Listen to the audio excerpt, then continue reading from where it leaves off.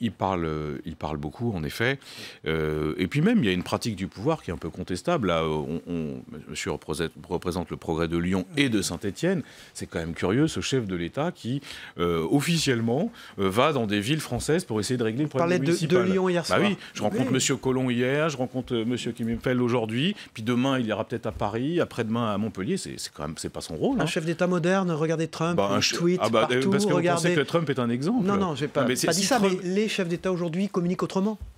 Mais ça, oui, mais attendez, il y a une différence. Ça, c'est pas de la communication par rapport à l'intérêt général du pays.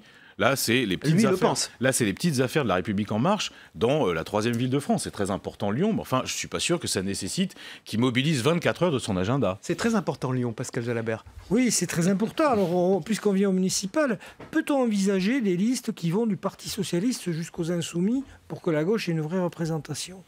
Bah, vous savez, le problème, c'est qu'il y aura autant de configurations que de villes, en réalité. Il y a des villes où, pour plein de raisons, il y aura une union de tout ce qu'on appelle la gauche.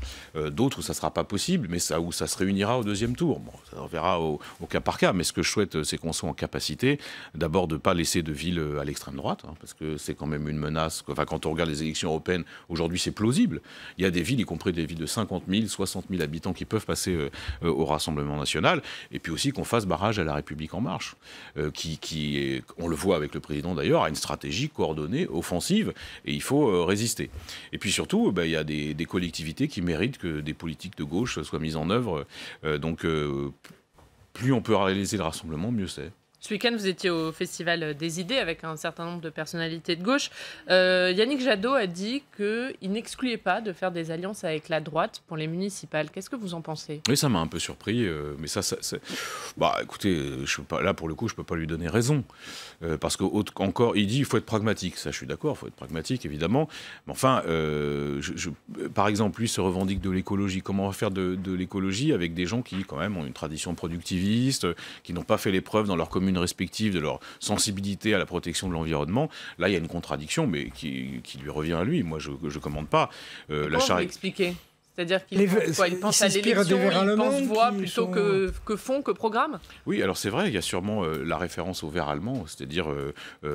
mais c'est une tradition ancienne chez les Verts allemands, en réalité. Hein. Ça date pas d'aujourd'hui. Ils sont libéraux, ils sont centristes. C'est pas qu'ils sont libéraux, c'est qu'ils considèrent que, selon la situation et les circonstances, on peut s'allier avec la droite comme avec la gauche. Avec un succès quand même mitigé. Hein. Bah, moi, je ne le pense pas, même si je ne suis pas membre d'Europe Écologie Les Verts. J'espère, parce qu'il y a quand même une différence entre ce que dit M. Jadot et ce que dit le secrétaire national, M. Cormand, qui est connu pour son attachement quand même à une tradition politique, même s'il est très ouvert. Bon, on verra bien. De toute façon, je ne crois pas que l'avenir de l'écologie politique soit dans l'alliance avec la droite. Ça, je ne le crois pas.